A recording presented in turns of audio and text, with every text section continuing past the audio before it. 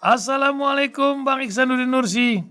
Waalaikumsalam warahmatullahi wabarakatuh. Wah, ini dia pagi-pagi ketika data menunjukkan yang luar biasa, tapi nampaknya insya Allah semua kita sehat ya. Nah, Bang, Amin, insyaallah. untuk sehat nih kita perlu makan yang sehat, tapi untuk urusan tempe saja kita nih lagi uring-uringan. Sebelumnya urusan minyak goreng ya, dulu langka ini, entah ya mungkin karena varian Omicron. Kalau varian sebelumnya apa tuh oksigen, Delta, sebelumnya lagi masker. Ini entah macam mana minyak goreng, tempe naik, entah apalagi yang akan terjadi ini. Nah, apa yang Bang Iksanuddin Nursi bisa lihat dari perkembangan negeri mengatur oligarki para pengusaha ini, Bang? Silakan Bang, awalan. Bismillahirrahmanirrahim. Yang perlu dilihat kalau soal kedelai, ini cerita di mana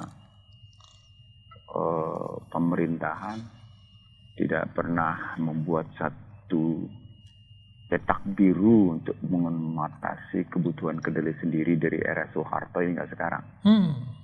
Dulu ada namanya Asosiasi Penyalur Tepung Terigu, ada penyalur kedelai segala gitu ya. Bahkan ada Persatuan Pengusaha Tempe itu, tempe tahu. Yang sesungguhnya arahnya kan menunjukkan satu konsumsi yang tinggi di Indonesia dan harus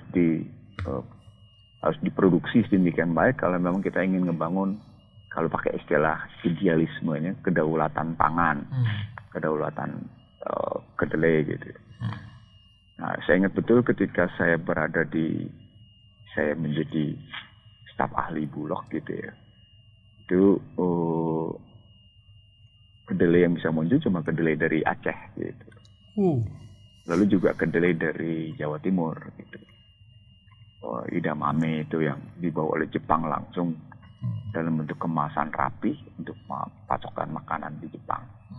Jadi intinya sesungguhnya Indonesia bisa memproduksi kedelai sendiri. Bisa. Sepanjang memang prospek hidup petani di kedelai itu terjamin baik gitu. Tapi karena terjadi pertarungan antara mereka yang mengambil pola hidup dari impor dan kemudian pemerintah tidak punya perencangan dengan baik tentang budidaya kedelai, maka kita selalu tergantung pada impor. Nah, ketergantungan pada impor itulah yang membuat harga kedelai itu sesungguhnya sulit dikendalikan. Ini kan peristiwa pengusaha tempe tahu protes mau melakukan demo 3 hari tanpa dagang tempe, itu kan bukan hal baru, sudah berulang kali terjadi gitu. Tapi kita tidak pernah mikir bagaimana upaya mengatasi akar masalah. Yang menurut saya problemnya adalah soal cetak biru, bagaimana budidaya kedelai gitu. Pada saat yang sama ekspor kedelai idamame dari Jember sana ke Jepang tetap berjalan, sudah dalam bentuk kemasan rapi gitu.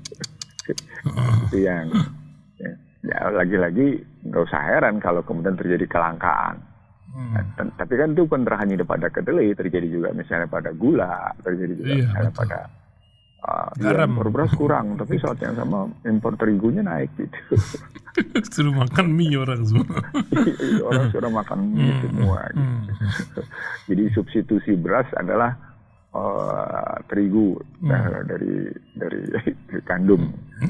Iya, lihat sendiri bagaimana konsumsi mie instan demikian tinggi, padahal mie instan juga merusak ditengarai punya masalah macam-macam gitu. Jadi problematiknya kalau diambil secara makro, bukan sekedar diambil dari sub sektor.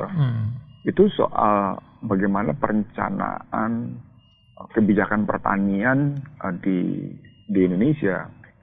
Saya teringat satu posting menarik yang diberikan ke saya tentang bagaimana Bill Gates membeli lahan pertanian besar-besaran di Amerika. Nah, lalu orang bertanya, Gates, kenapa Anda membeli lahan pertanian besar-besaran?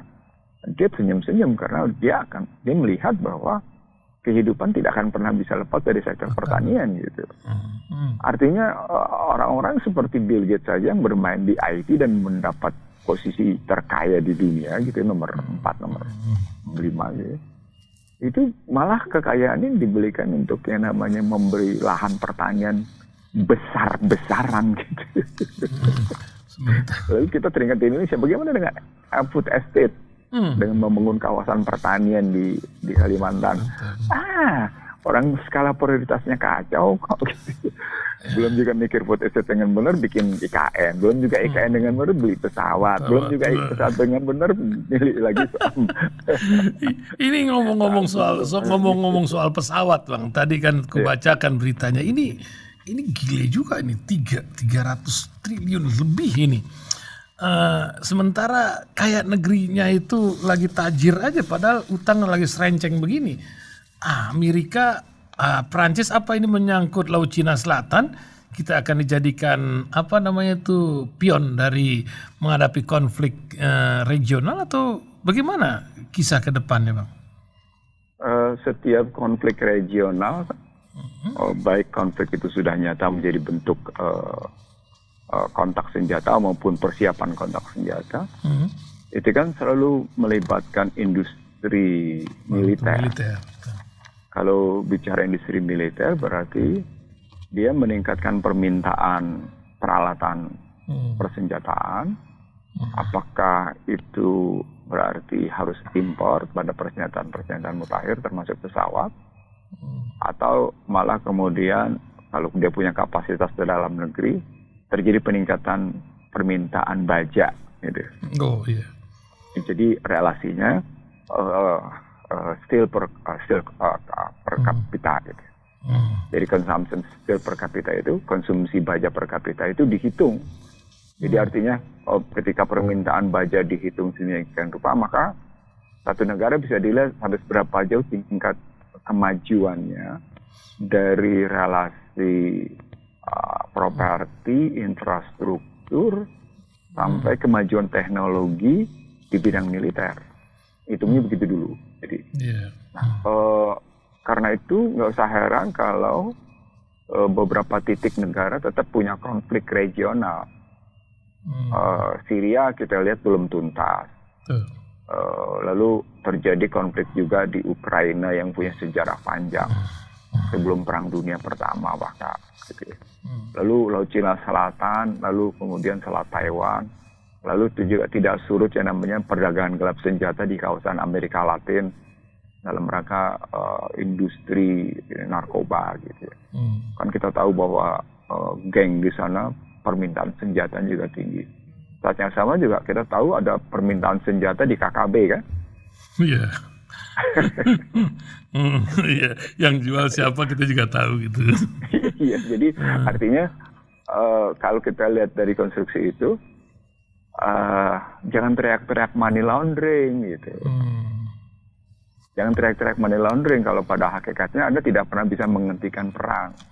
Baik perang yang Anda ciptakan maupun perang yang memang terjadi antara geng besar gitu melawan aparat gitu. Kan kalau di Amerika Latin sampai gila-gilaan itu perang geng gitu. Kan berarti permintaan senjatanya tinggi. Sama seperti juga KKB, permintaan senjatanya juga tinggi gitu kalau kita lihat gitu. Ciptakan perang. Nah, di Indonesia yang memang punya kawasan dari Sabang sampai Merauke demikian tinggi gitu ya. Dari Roti sampai dengan Pulau Aru demikian tinggi gitu.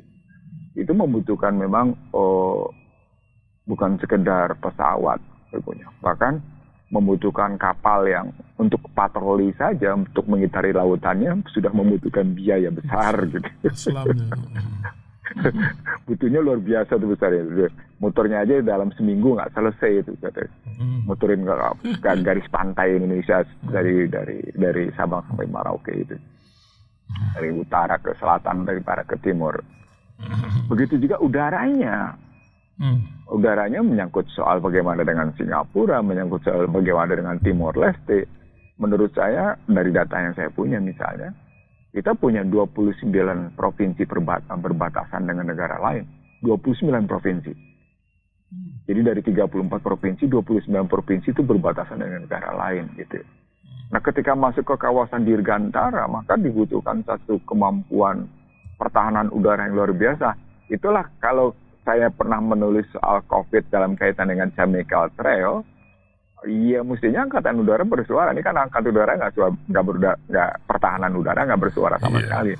Nah, ketika masuk ke Laut Cina Selatan, ketika saya sibuk bicara soal drone Amerika yang berhasil digiring oleh Cina dan ditangkap dan ternyata merupakan kegiatan mata-mata, dan bahkan sekarang perdagangan drone menjadi sangat luar biasa karena menyangkut pesawat tanpa awak yang bisa membawa bom sedemikian rupa. Itu kan mengerikan. Sekarang tambah lagi dengan pesawat F-15 kayak gitu ya. Ini gimana jadinya kalau drone saja sudah sedemikian rupa dengan tingkat tertentu bisa menjadi senjata tanpa awak gitu ya. Jadi kalau kita punya pesawat itu kayak gimana? Nah, orang lalu mundur ke belakang soal pembiayaan. Ya, kalau soal pembiayaan seperti bagaimana Trump mencak-mencak terhadap anggota NATO yang belanjanya mestinya 3% terhadap PDB dan tidak dipenuhi, tapi hanya beberapa saja gitu. Ujung-ujungnya adalah soal duit. Itu yang saya bilang. Jadi fire industrial itu berhubungan dengan frekuensi industrial, bertemu dengan fuel industrial, ketemu dengan financial industrial gitu. Yang saya bilang analisis 5F itu gitu. Nah, konstruksi yang mesti kita hadapi, konstruksi berpikir yang kita mesti munculkan dalam misalnya pembelanjaan alutsista di Indonesia khususnya pesawat. Melulu sesungguhnya bukan hanya soal kepentingan pertahanan dirgantara atau pertahanan laut atau pertahanan darat. Ini juga berkaitan dengan kerangka geopolitik dan konflik politik dalam negeri atau kemudian seperti yang Antony Blinken bilang, betapa pentingnya peran Indonesia terhadap ASEAN gitu ya. Dan saat yang sama Indonesia juga main-main mata dengan Cina, dengan Rusia gitu sebagai wujud non-blok. Non-blok di mana? 315 triliun memang ini, mudah-mudahan nggak bocor ini, kan nggak bisa diawasi KPK kalau Menteri Pertahanan nih kan. Gitu kan. Saya dulu pernah diam-diam mengikuti satu transaksi pertukaran Sukhoi dengan hasil alam Indonesia. Iya. Dan saya tahu itu negosiasinya kayak gimana karena intens gitu saya ikutin gitu ya. Di era pertukaran Sukhoi dengan hasil alam Indonesia, dalam hal ini dengan minyak sawit, kelapa sawit dan salah satunya gitu. Itu seru, artinya orang yang mesti duduk itu mesti punya kan mereka punya persyaratan dalam bernegosiasi. Bernegosiasi tentang alutsista, Anda siapa, latar belakangnya apa, gimana, wah diurut habis-habisan. Itu ada filter yang demikian ketatnya untuk bisa bernegosiasi. Dan bukan cuma sekedar filter ketat, pada saat duduk bernegosiasi Anda dibutuhkan kompetensi negosiasi yang tinggi dengan kemampuan perang urat saraf yang amat sangat luar biasa gitu. Lalu kalau berkaitan dengan uang, nah di situ ada yang disebut dengan biaya transaksi kan? Itu dia. Ada biaya transaksi. Jadi dalam dunia ekspor import itu tidak pernah bisa dilepaskan apa yang disebut dengan transaction cost atau biaya transaksi. Alias kalau Betawi bilang komisi begitulah. Kalau saya menggunakan istilah internasional disebut dengan cost transaction cost gitu. Wajar lah gitu. Jadi kita pahami juga kenapa kita suka impor gitu. Bukan hanya para importir yang mendapat keuntungan besar luar biasa dari mendatangkan barang seperti kedelai, gula, pacul, garam gitu. Tapi para pejabatnya juga kemungkinan mendapatkan tetesan-tetesan transaction cost gitu. Dari lisensi atau dari konsesi yang diberikan. Kan dari misalnya kalau kedelai kan Anda harus bicara dengan pertanian harus bicara dengan perdagangan harus bicara dengan bulog. Wah, gitu kan seru tuh. Begitu juga pesawat kan Anda harus bicara bukan hanya dengan Kementerian Pertahanan, Menteri Keuangan, tapi juga harus bicara dengan usernya, harus bicara juga dengan Kementerian Keuangannya kan gitu kan. Iya. Koordinasinya harus lebih intens gitu. Sementara uang para pekerja ini menjadi taruhan. Hari-hari ini para pekerja itu ribut masalah jaminan hari tua, Bang. 56 tahun. Bang Ihsanuddin Nursi usianya udah berapa, Bang? 64. 64, subhanallah. 64 Saya Cing. sudah pensiun, tidak punya jabatan apa-apa di usia 44. Masya Allah. Jadi ini urusan jaminan hari tua. Katanya nih ada uang mengendap sekitar 550 T kalau diundur. Karena ini kan bakal banyak PHK tah gimana atau sudah banyak ya. Ini apa yang terjadi? Dan ada juga bilang sebentar lagi juga ada pahlawannya, ini beres semuanya ini urusan gitu. Tapi memang luar biasa permainan politik ini bikin orang garuk-garuk kepala sekarang ini. Gimana Bang? Pokoknya setiap ada uang nganggur atau ada uang murah atau uang mudah didapatkan gitu ya, itu sejumlah pejabat tinggi menjadi hijau matanya. Karena urusannya urusan proyek semua. Karena urusan yang proyek semua gitu ya, dan duitnya nggak ada, maka setiap ada duit di situ maka matanya hijau. Betawi bilang matanya hijau.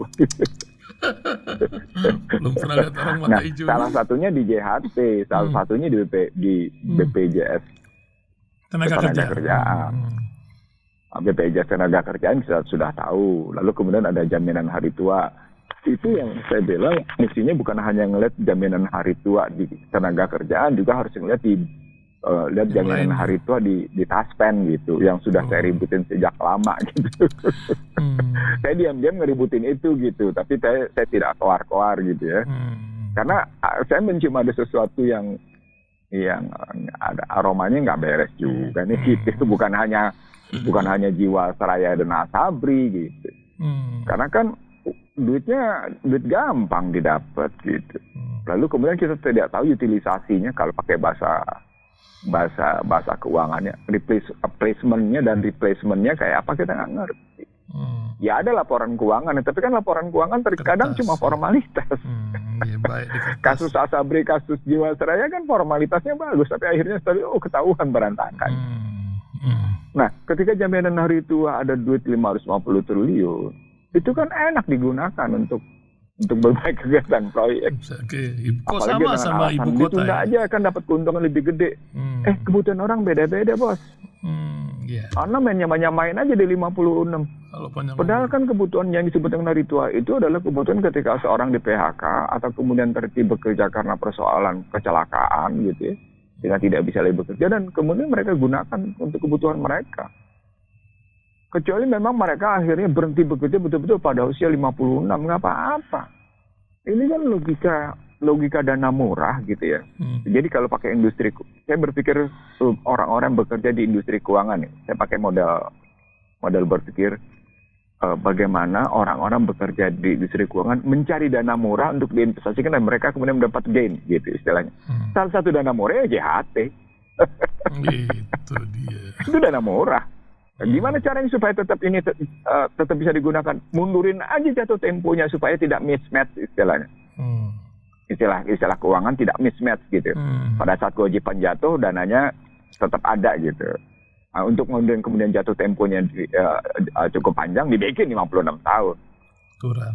Sehingga tidak mismatch. Berarti hitung deh selama 56 tahun rata-rata berapa tuh mereka bisa diambil. Sekian belas tahun. Ya sudah, berarti ini bisa diinvestasikan 10 tahun. Ini bisa diinvestasikan minimal 5 tahun. Kan lumayan. Dengan dana murah 5 tahunan gitu pada nilai 550 triliun misalnya begitu. Kan tinggal ngitung rata-rata waktu kan. Iya. Jadi ada data untuk menunjukin model menghitung bagaimana cara biar jatuh tempo itu jangka waktunya berapa lama, dengan demikian uang ini bisa digunakan berapa lama, lalu berapa gain yang didapatnya dari biaya yang dimunculkan. Itu ada cara-cara berhitung. Nah, di situ kalau ada pejabat menyatakan ini lebih menguntungkan siapa? Situasi ekonominya tidak dalam posisi menguntungkan kok. Dengan tingkat PHK yang demikian tinggi, kita lihat kok efektivitas pembiayaan pandemi aja rendah kok. Gagas tentang pertumbuhan 5,02% cuma 3,69, itu kan artinya tidak mau munculkan lapangan kerja. Lapangan kerja yang terjadi buat orang asing kok, bukan untuk orang dalam negeri. Artinya lagi-lagi ketika output multiplier effect dimanfaatkan untuk mereka, outcome dimanfaatkan untuk mereka, output juga dirusak, input juga dirusak. Iya. Eksploitatif kan jadinya. Betul. Ngerti nggak bahwa dana yang disimpan itu kan sebenarnya kan outcome kan dari output kan. Iya, dari Ngerti masyarakat. maksudnya ya, berpikirnya ya? Hmm. Oke, kalau begitu sekarang kita mundur ke belakang. Prosesnya gimana? Prosesnya sumber dayanya diambil mereka tuh, produksinya, distribusinya. Sumber dayanya, inputnya gimana? Diambil juga sama mereka tuh, buktinya lapangan kerja diambil sama mereka. Coba kebayang nggak secara makro, betapa repotnya menjadi masyarakat Indonesia. Di saat yang sama kemudian dinaikin PPN-nya menjadi 11%. Ntar bulan depan. Jadi artinya luar biasa tumpukan masalahnya gitu loh. Jadi kalau kita ambil tumpukan masalah itu secara sistemik struktural, dari mulai perpajakan, sumber daya, produksi, distribusi, outputnya diambil, outcomes-nya diambil, multiplier effect-nya diambil. Rakyat Indonesia jadi dapat apa? Ini bukankah kemudian menjadi pembenaran bahwa yang sedang terjadi adalah sebuah proses pemiskinan struktural, proses eksploitasi yang demikian makin mendalam. Kan itu logika berpikirnya. Proses eksploitatif yang makin mendalam itu yang sesungguhnya makin meninggalkan luka ketidakadilan makin dalam. Jadi ekonomi politiknya itu tidak dipikirkan secara baik gitu loh. Kalau kita lihat dengan pendekatan sistemik struktural, bahwa yang terjadi adalah luka keadilan yang makin mendalam, luka keadilan yang makin kronis gitu ya, dari situasi ekonomi politik yang tidak punya keberpihakan. Ini yang mestinya dipikirin secara mendalam gitu loh. Jangan sekedar ada uang 550 triliun pada JHT. Saya jawab sepotong kalau ketika saya tahu itu. Saya tahu awal gitu ya, sebelum orang ribut, saya dikonfirmasi, Bang, ini dana JHT 56 tahun baru bisa dicairin. Saya jawab sepotong, iya APBN lagi nggak punya duit. Kayak gitu aja. Simple. Kenapa? Karena kemarin IMF melarang BI membeli 0%. Loh, berarti kalau SBN yang mau dibeli oleh domestik, yang beli mestinya jaminan hari tua dipakai aja dengan masuk ke sana ke BI. Iya, obligasinya tetap terbit dari kebutuhan bangun IKN, bangun macam-macam, bangun bendungan, bangun itu gitu ya. Tapi dengan suku bunga katakan, makanya dibilang oleh R. Erlangga Hartarto, ini menguntungkan kok. Ya iya lalu menguntungkan untuk siapa? Dibungain lagi. Anda tidak berpikirnya dalam kerangka lebih luas kok, gimana coba gitu. Iya. Itu yang jadi kalau kita ambil dari kerangka sistemik struktural itu dia punya problematik yang cukup kronis gitu. Memang luar biasa ini negeri ya. Ini juga ada kabar lagi nih Bang.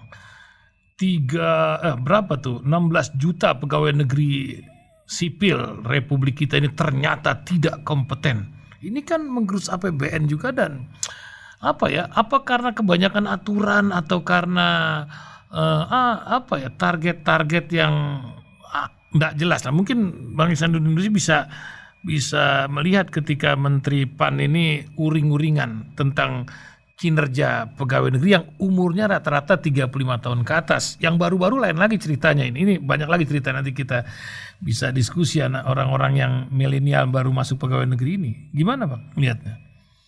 Saya zaman siapa yang dulu Menpan itu di era Soeharto bicara tentang perdayagunaan aparatur negara itu.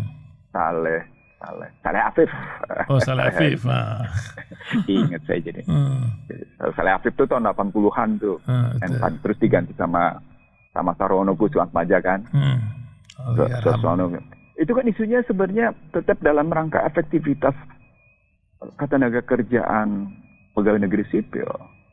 Bagaimana menghitung beban kerja dari pegawai negeri sipil dengan budaya kerja yang sehat. Isunya kan sudah 2 generasi itu, bukan isu baru gitu. Saya akan ngambil begini. Kebayang nggak kalau satu lingkungan kerja untuk prospek jabatannya itu tidak tergantung pada situasi budaya organisasi internal. Jadi mobilitas vertikal, seseorang harus punya harapan dalam bekerja itu dengan melihat bagaimana mobilitas vertikalnya sehat, prospek peningkatan karirnya itu sehat. Itu harus hidup, itu yang disebut dengan bagaimana job climate gitu ya, iklim kerja yang sehat.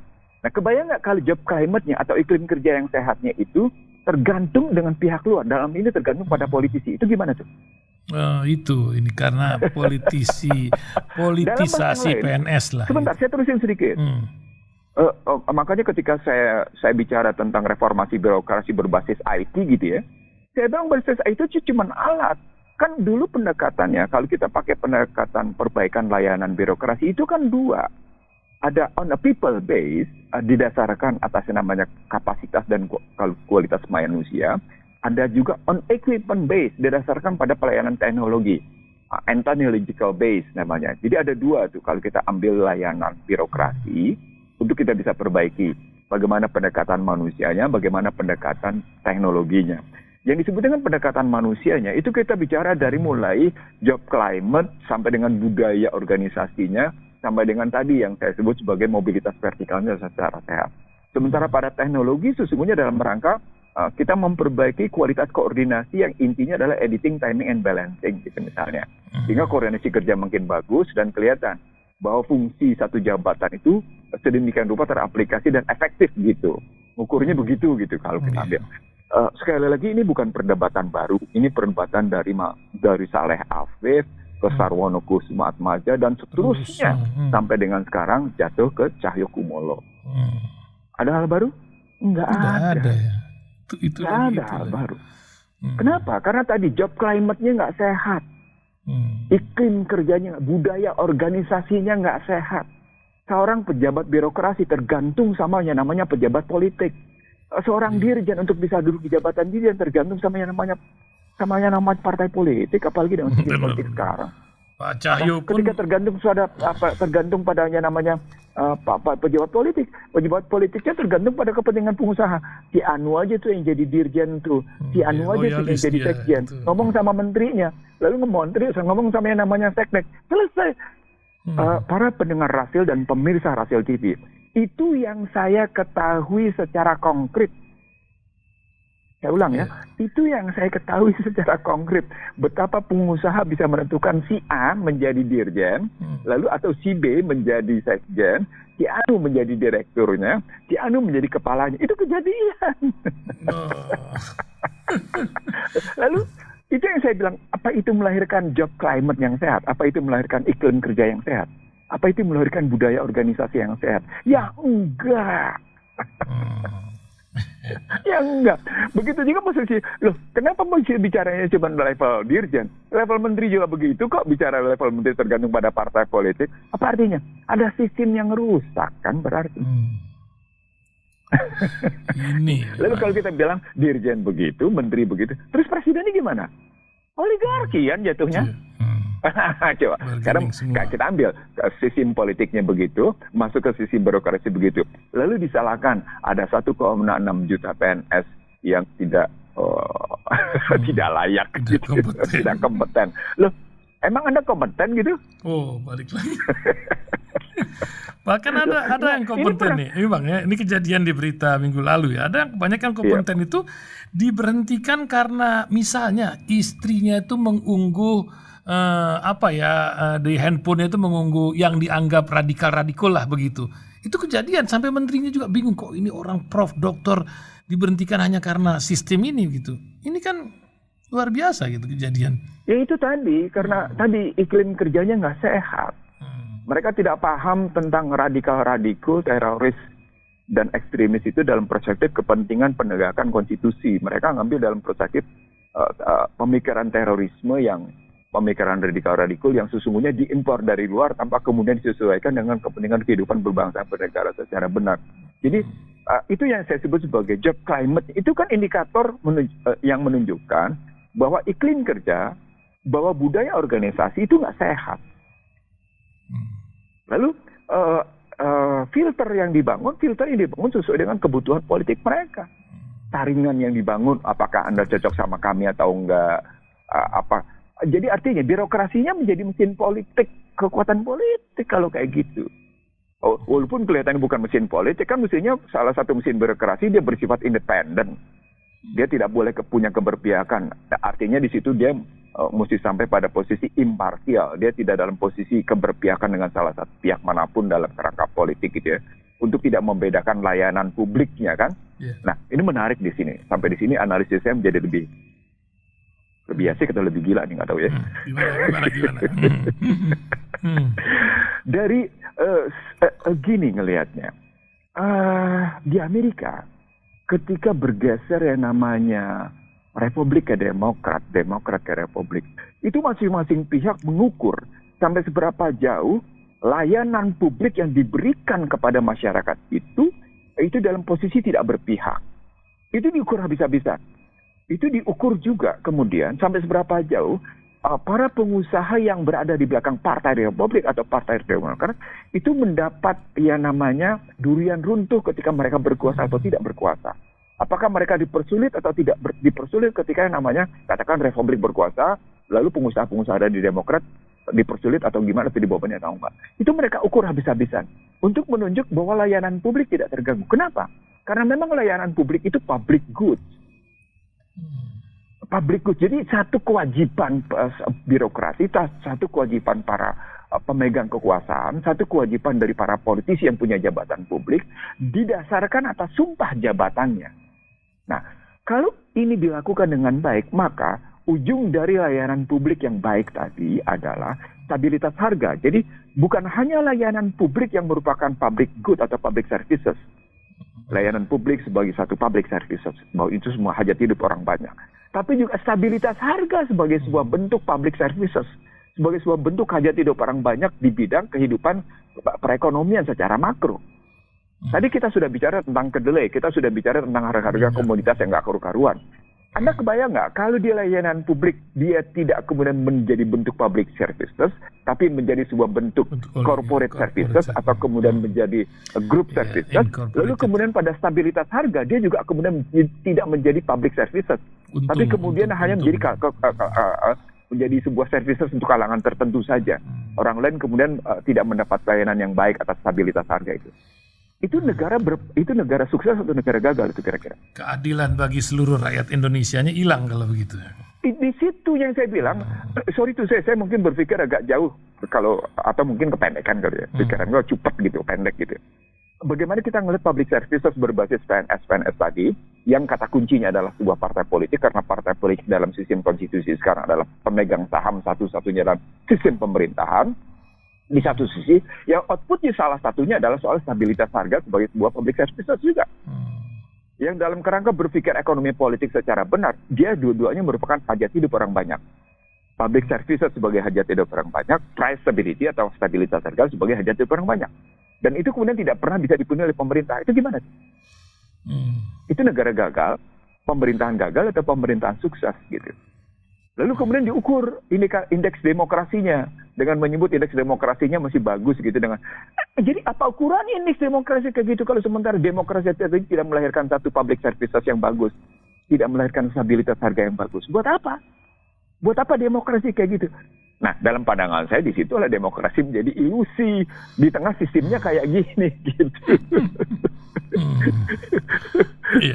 Kalau kita ngeliat kayak gitu, tambah lagi dengan bangga di G20. Enggak, ini jangan bangga dengan G20, lihat dulu baik-baik. Apalagi kemudian di G20 ini mau dibawa-bawa ke ekonomi syariah, mau dibawa-bawa ke ekonomi Islam. Nanti dulu ekonomi syariahnya gimana? Pinjol aja ekonomi syariah ambruk, sementara pinjolnya naik 85%. Apa kemudian bangsa yang penuh dengan mayoritas Islam ini itu menunjukkan sukses yang namanya ekonomi syariah? Logikanya apa coba? Ya ampun, ngeri bener hidup ini kalau kayak gitu. Sungguh bukan sekedar itu ya. Ada ironi yang amat sangat luar biasa gitu loh. Saya ingin meninggalkan legacy yang ingin saya tinggalkan adalah ekonomi syariah. Lalu di data pinjol menunjukkan betapa Anda sesungguhnya sedang menerapkan riba yang luar biasa. Data pinjaman utang luar negeri Anda juga sedang menebarkan riba yang luar biasa. Saat yang sama, Anda bisa melihat juga ternyata pinjol berbasis syariah juga rendah, cuma sekitar 4%. Saat yang sama, perbankan syariah juga tidak bisa bergerak, cuma sekitar 5%. Saat yang sama, kehidupan ekonomi tetapnya namanya dalam basis riba. Saat yang sama, public services jelek dan stabilitas harga jelek. Di mana syariahnya? Yang ada syariah bukan syariah. Enggak, saya ingin mengatakan pada pendengar rahasia, pemirsa rahasia TV. Hmm. Kalau kita mau ngomong, gitu, banyak omongan yang mampu kita lakukan. Ya ayyuhallazina amanu bima taquluna ma la taf'alun. Jangan kita ngomongin sesuatu yang tidak kita bisa lakukan. Saya ingin menjual SMK di 2022 6.000 unit. Mana nih 6.000 unit? Saya ingin pertumbuhan ekonomi 7%, 5% aja susah lo capai gitu. Saya ingin menghentikan impor, saya ingin menghentikan neraca pembayarannya negatif, gitu ya. Saya ingin menghentikan defisit perdagangannya. Saya ingin berhenti utang luar negeri. Mana sih yang bisa Anda lakukan dengan itu? Kita cuma bisa tambah bilang. Lagi Anda ngomong ini radikal, teroris, ekstremis gitu ya. Ukuran-ukurannya kayak gitu yang ya sampai orang ngebandingin dulu daerah Soeharto nggak kayak gitu tuh gitu. Walaupun Soeharto kayak gitu dengan pendekatan militer, sekarang kok pakai pendekatan sipil kok malah jadi kelihatannya bukan jadi tambah baik. Jangan-jangan kita malah menikmati lagi di sisi militer yang sampai ada orang berpikir begitu kan konyol kan. Akhirnya rakyat konyol, itu konyol banget. Akhirnya rakyat pada berzikir hasbunallahu wa ni'mal wakil. Nah, kemudian tudingan berzikir itu sebagai zikir perang atau coba. Doa pun digugat jadinya. Iya, jadi gimana coba berpikir? Bang, ini 8 menit lagi saya ingin bawa pendengar ke area lain nih supaya kita lebih wacana kita lebih. Tadi Bang Ihsanuddin Nursi itu sudah menyentuh masalah Ukraina, Bang. Ini kan lucu ini. Kanada sama Jerman ini ngacir loh hari ini keluar dari area. Dan Presiden Ukraina Vladimir Zelensky bilang nggak apa-apa kok dia mau latihan perang di situ. Tapi dunia kok luar biasa. Ini apa yang terjadi sebenarnya? Sandiwara apa yang sedang dibikin Bang sebenarnya ini? Alkisah apa? Mungkin Bang Ihsanuddin bisa memotret sejarah panjang tentang Ukraina ini. Tadi yang saya bilang tadi sejarah Ukraina kan sejarah sebelum Perang Dunia Kedua ya. Sejarah belum Perang Dunia Pertama bahkan. Dan ini soal keterlibatan Jerman gitu. Di latar belakangnya dengan keterlibatan. Nah kalau sudah latar belakang Jerman, ini ada pertarungan nilai ini di belakang. Ada urusan fulus lagi di situ. Iya. Ujung-ujungnya bukan cuma sekedar pertarungan industri militer. Ada persoalan Holocaust dan macam-macam. Iya. Jadi kalau kita potret bagaimana dulu Yahudi di Eropa gitu. Dia kan mulai menjejakkan kekuatan kakinya di Inggris sedemikian rupa gitu ya. Sampai Inggris bisa menguasai dunia. Itu kadang dengan kekuatan pembiayaan mereka. United Kingdom tadi, the Great Britain-nya itu gitu ya. Itu dengan backup pembiayaan dari keluarga Rothschild gitu. Nah sebelum keluar mereka sendiri bikin pemetaan di kawasan Eropa. Nah kan kita tahu di Jerman pernah terjadi cerita soal nazisme, ya, anti-Nazi dan Holocaust itu gitu. Nah itu berhubungan dengan Ukraina. Di mana hubungannya? Nah sebenarnya Ukraina adalah salah satu wilayah yang tidak tertundukkan dalam perspektif keyahudian. Gitu. Dia selalu penggambaran dari cerita tentang Kristen Ortodoks gitu. Makanya tadi si presidennya ngomongnya begitu. Nah Kristen Ortodoks ini kan sesungguhnya memang berbeda dari garis yang dibangun oleh Yahudi yang berkuasa itu gitu. Yahudi yang menjadi penentu di belakang pemerintahan. Kalau ngomongan vulgarnya Klaus Schwab misalnya, Klaus Schwab itu penentu global NGO di World Economic Forum. Itu vulgar ngomongan Klaus Schwab bahwa dia bisa menentukan Justin Trudeau dan kabinetnya Justin Trudeau adalah kabinetnya yang global leaders gitu. Artinya relasi dengan Yahudinya kental. Kenapa? Karena si Klaus Schwab ini adalah turunannya Rothschild gitu. Oh, itu. Jadi Klaus Schwab ini keturunan Rothschild. Dan Rothschild ini dalam banyak hal menentukan. Jadi dia nanti di Indonesia terpengaruh nih. Saya ngomongnya duluan deh soal Indonesia. Ini yang seru nih di sini. Di situ kelihatan kenapa Kanada menarik diri. Gitu. Karena ada persoalan Yahudi, ada persoalan Kristen Ortodoks. Sementara bukan cuma sekedar itu, ada juga kepentingan ekonomi politik dari posisi bagaimana Rusia. Sementara Rusia dikuasai oleh Kristen Ortodoks gitu. Itu ngelihatnya begitu gitu. Jadi ketika Inggris berjaya, lalu kemudian Inggris menyebar luas, lalu di belakang itu ada persoalan Yahudi. Di situ kelihatan bahwa Ukraina sebagai satu kawasan di kawasan Eropa, ya, itu punya posisi strategis dalam titik singgung antara Yahudi dengan yang namanya Kristen Ortodoks. Gitu. Nah, tidak wajar kalau kemudian si presidennya ngomongnya begitu, gitu pemahamannya. Itu dibikin itu kalau di beberapa kajian luar negeri, itu relasi itu dibikin dengan menarik hubungan Jerman, Kanada dengan Ukraina lewat geopolitik, lewat geostrategik gitu seperti apa. Itu dibikin. Saya kebetulan terima itu gitu. Dapat itu gitu. Nah, dari situ NATO berkepentingan agar Ukraina tidak sepenuhnya di bawah pengaruh Rusia gitu. Karena selain dia langsung head to head dengan kawasan Eropa, sebagaimana Turki sudah berhasil bisa dipakai untuk berhadapan dengan Eropa, nanti ketika Ukraina dan Turki dalam barisan Rusia gitu ya, untuk berhadapan dengan Uni Eropa, itu kan berarti ada satu kekuatan blok timur kembali lagi berhadapan dengan blok barat kan? Dan itu bukan cuma sekedar blok barat, itu berarti berhadapan dengan kekuatan blok Yahudi gitu. Ujung-ujungannya dia lagi. Nah, dari sana soalnya adalah soal tadi yang saya bilang 5F. Ada perang, fire industrial, ada financial, ada fuel, ada food, ada frekuensi, kan ketemu semua. Apa indikatornya? Lihat aja Turki tidak tergantung frekuensinya dari barat. Apa poinnya? ICT-nya Turki, dia bisa membebaskan diri dari intervensi barat gitu. Kenapa? Karena dia bermain dengan Ukraina. Contohnya sederhana itu. BP itu mainnya dengan Ukraina.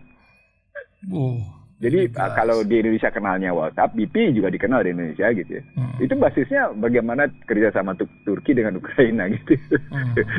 Itu ngelihatnya begitu. Jadi satu sikap Barat, satu sikap NATO, satu sikap Amerika, jangan murni dilihat di permukaan. Sama seperti sekarang, bagaimana Biden bermaksud mencairkan dana Afghanistan yang dibekukan gitu dengan alasan kemanusiaan gitu. Lalu saat yang Kanada dan beberapa negara menyediakan pesawat untuk oposisi Taliban agar mereka yang mau keluar dari Taliban, dari Afgan itu dapat fasilitas keluar dari situ gitu. Itu jangan dilihat murni sebagai bantuan kemanusiaan. Jadi semua tak ada makan siang yang gratis gitu. Iya, no freelance. Gitu melihatnya. Insyaallah. Wah, tidak terasa sudah 45 menit kita berbincang, Bang. Saatnya kita akhiri. Apa pesan Bang yang mau disampaikan terakhir, Bang? 1 menit penutup kita pagi hari ini. Silakan Bang Ihsanuddin Nursi.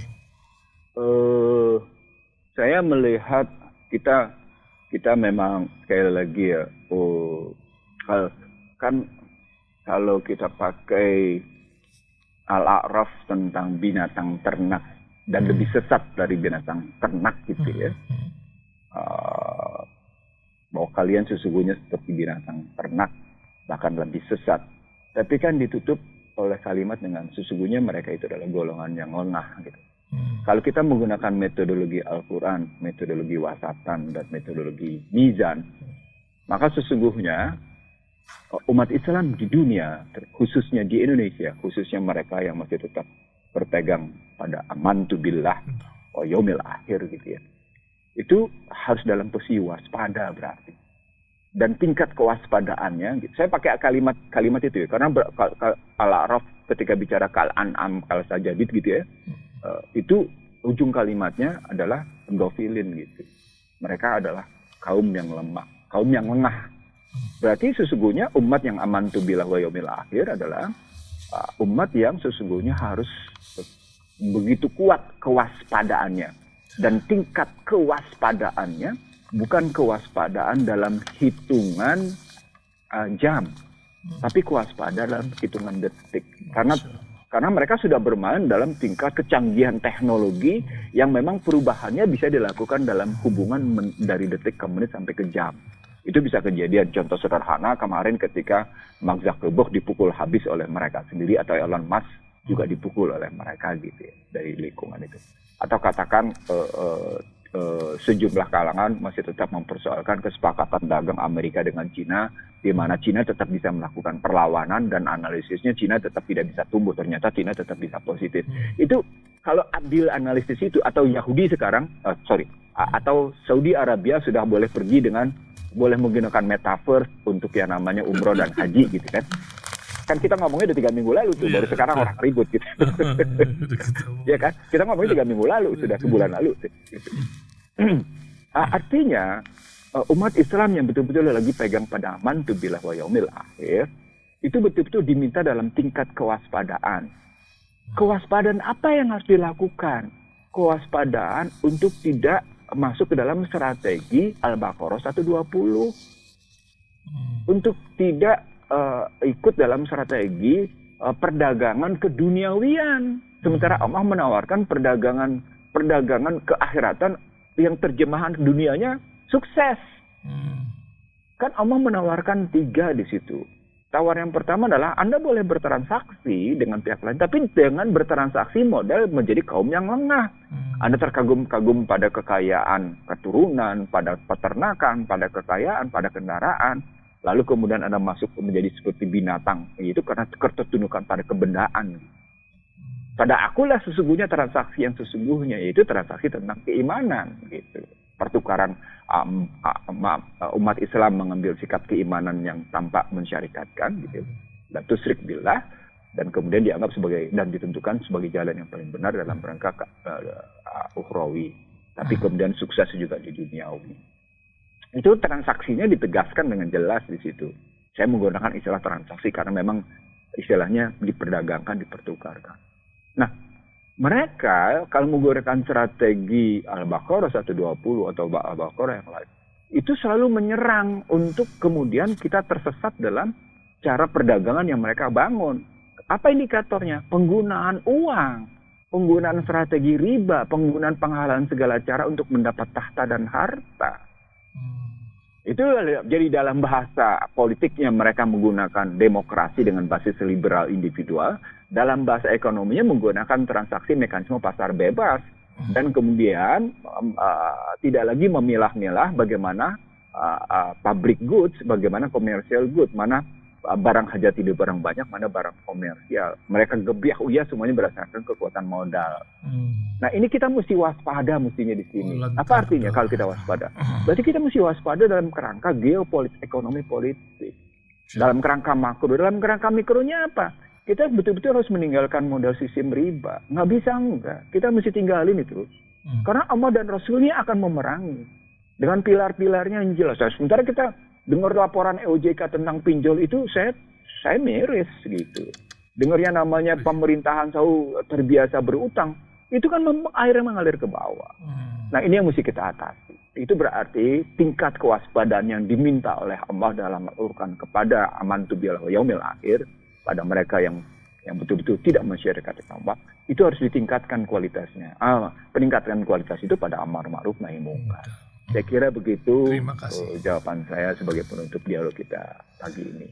Salah tentu menjadi tanggung jawab saya, sambil memohon maaf kepada Allah dan kepada semua pendengar Rasul serta pemirsa. Mudah-mudahan Allah memaafkan kita dan para pemirsa serta pendengar Rasul memaafkan saya serta Bung Ihsan Talib dan kru. Mudah-mudahan kita tetap dalam lindungan dan berkahnya. Wabillahi taufiq wal hidayah. Assalamualaikum warahmatullahi wabarakatuh. Waalaikumsalam warahmatullahi wabarakatuh.